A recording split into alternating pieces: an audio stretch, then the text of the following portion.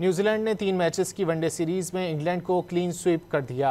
Wellington में खेले गए तीसरे वनडे मैच में इंग्लिश टीम 41वें ओवर में 222 रन बनाकर आउट हो गई। ब्लेयर टकनर ने 4 और जैकब डफी ने 3 खिलाड़ियों को आउट किया। जवाब में न्यूजीलैंड ने हदफ 45वें ओवर में 8 विकेटों पर हासिल कर लिया। रचिन रविंद्रा 46 और डैरल मिचेल 44 रन बनाकर नुमाया रहे। न्यूजीलैंड ने 3 मैचेस की वनडे सीरीज में इंग्लैंड को क्लीन स्वीप कर दिया। वेलिंगटन में खेले गए तीसरे वनडे मैच में इंग्लिश टीम 41वें ओवर में 222 रन बनाकर आउट हो गई। ब्लेयर टकनर ने 4 और जैकब डफी ने 3 खिलाड़ियों को आउट किया। जवाब में न्यूजीलैंड ने हदफ 45वें ओवर में 8 विकेटों पर हासिल कर लिया। रचिन रविंद्रा 46 और डैरल मिचेल 44 रन बनाकर नुमाया रहे। न्यूजीलैंड ने 3 मैचेस की वनडे सीरीज में इंग्लैंड को क्लीन स्वीप कर दिया। वेलिंगटन में खेले गए तीसरे वनडे मैच में इंग्लिश टीम 41वें ओवर में 222 रन बनाकर आउट हो गई।